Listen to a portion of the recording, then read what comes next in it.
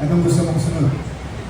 Parang mas gusto ko naman yung mas challenging pa. Sige, gawin natin. Ano yung sa tingin mo ang role na mas challenge ka? Walking Bordado. So, Yun action yung gusto ko. din. So far, may Sana may plano ko na. Hindi naman ako produce. Pero lang sa TV5. Sana. Kung ano mang gusto nila, gagawin ko. I mean, kung tanungin niyo ako, yun yung gusto kong project. Kasi idol ko si Robin. Nung bata ako, pinapanood ko yung mga pelikula niya. Or maging sino ka man. Gusto ko mag-rom-com action. Pero mas gusto ko yung maging Bordado. Leading lady, meron kang leading lady sa TV5. Kahit sino. Sino yung pinaka-optimal ng TV5 na para sa akin, yun po yung tatanggapin natin. Wala kang yung dream mo. Yung sa tingin mo, hindi kayo. Direk, sino ba? Hindi ikaw mismo, yung dream mo na. Dream, Yulo Valdez. Yung naging naman Kapit mo, bro? Wala umpisa, hanggang pinalo natin. Yun tayo. Okay, thank you. Pwede rin Pieta. Pieta, pwede rin, di ba? Thank you so much, Miss Janice. Actually, yung mga nag-react dito sa busog na Kalawang Team ni Kiko, pero para sa peace ng lahat, hindi rin natin i-mention yung gusto mong Kalawang Team. Kasi mas greater yung friendship yun ni Diego. Ito talaga yung malapit. Sure, yun. Oo, nakakatuwa. And can I just say to Miss Yula Valdez, thank you for clarifying, Miss Yula, yung sa pagsasampal. But I just want to say, kung ako ang makaka-eksena nyo, magpapasampal talaga ako. Sampol! Sige! Isampal na may singsing mo. Sampol na nga si Maui. Mamaya daw po. Pero pwede kong pumili yung gusto magpasampal. Pero isampal na. Meron talagang nagpapasampal. Diba? Narangalan daw eh. Yeah. Kasi ngayon po, pinagmamalaki nila na nasampal ako ng isang Miss Yula Valdez. Ganon, di ba? Ayan, once again, thank you, Miss Janice, for those wonderful questions. And now, we will be hearing from Justin Dinlasa from the Ryan Heart TV. Hello po, good afternoon. So for this question is for Billy and Andrew. So ano yung sa tingin nyo hindi nyo makakalimutan na scene na ginawa nyo for Toto yung patay?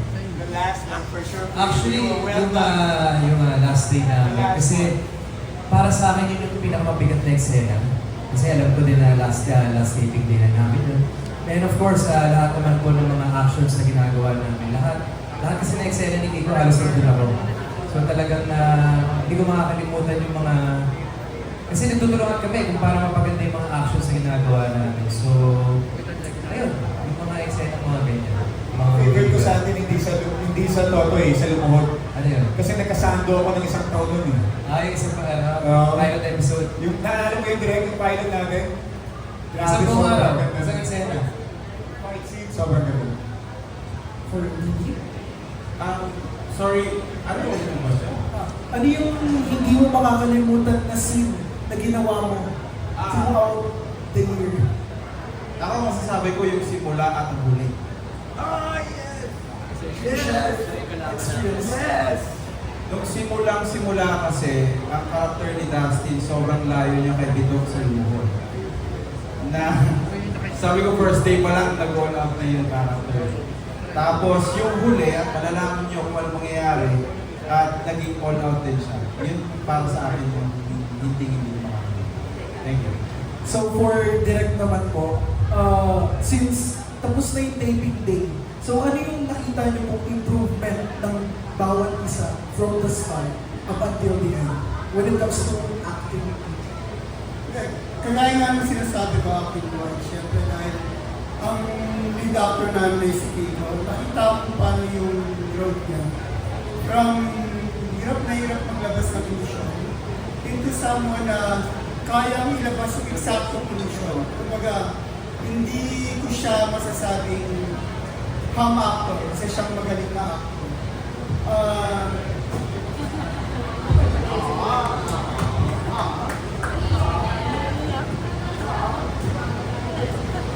isa sa mga struggle ni Kiko sa totoo lang yung pagtatagalog niya.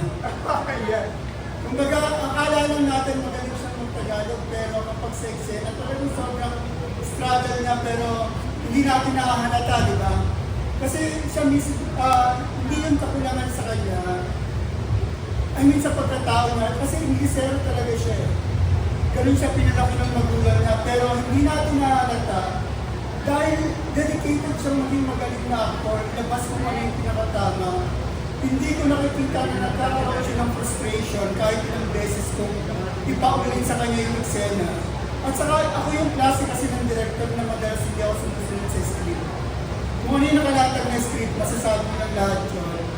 Binabago ko yung linya, binabagay ko sa eksena, binabagay ko kung paano magsalita yung mga karakter nila. So kung mahina kang actor, medyo sasabi ka talaga sa akin. And ang masasabi ko lang sa mga artista ng Totoy Bato, lahat sila magagaling. And na-appreciate ko na lahat sila nagko-collaborate, lahat sila collaborator. Wala akong nakitang ego sa mga artista ng Totoy Bato. Kaya, tinatanong kanina kung ano yung isang salita na pwede kong i-describe sa last taping namin. Limbo siguro eh. Kasi limbo meaning ako mismo, wala akong acceptance na tapos na kami. Nag-o pa rin kami na sana may mangyayari, may milagro. Diba? Kasi parang hirap basagin, more than the show, ang hirap basagin ng isang samahan na sobrang tight kayo, sobrang close kayo, para kayong pamilya, tapos biglang isang araw, hindi na pala kayo kita ulit lahat sa taping or sa shooting. Yun ang pinakamasakit sa akin bilang director kasi bawat isa rito, pati sa mga hindi namin kasama, tuwing may mawawalang karakter ng artista sa amin, kahit kung medyo nagpapasaway kasi hindi naman natin maaalis yun, masakit yun para sa akin. Meron ba? Meron ako, wala ka? Hindi, meron talaga, pero hindi ko na rin sasabihin. Di ba? Pero, Reveal, direct, reveal. ayoko.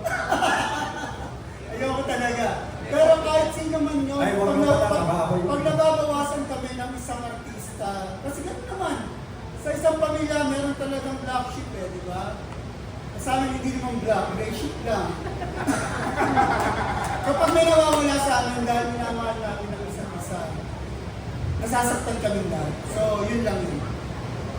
So lastly, Kiko, you become emotional. So your response to the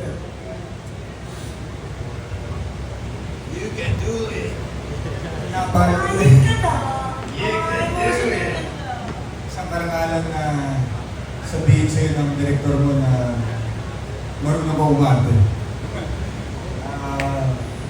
Yun lang naman yung gusto kong maging.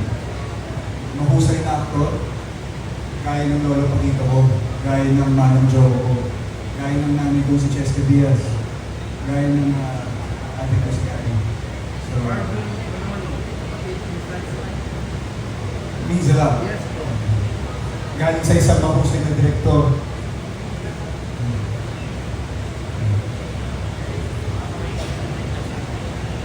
Thank you, Justine, for that very nice question. Talagang napaiyak din si Kiko. Ako, I just have a question. May iyakan din bang naganap sa last day ng taping nyo?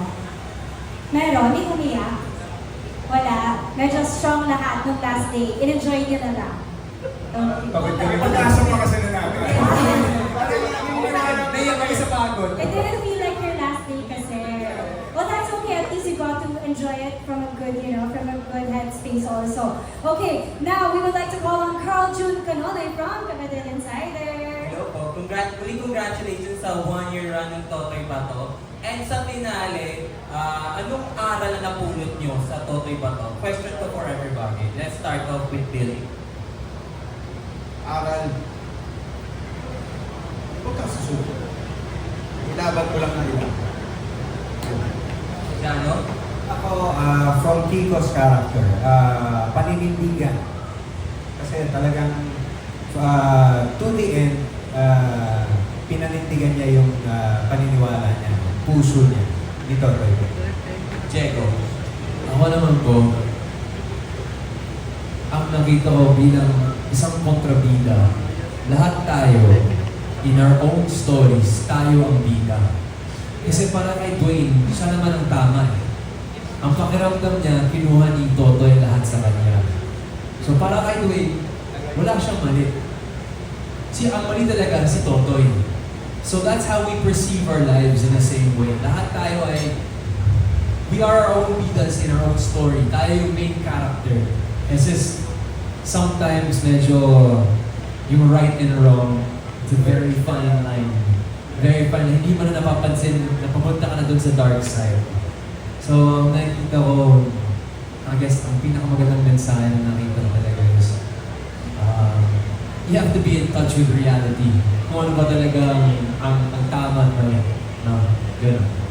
Kiko.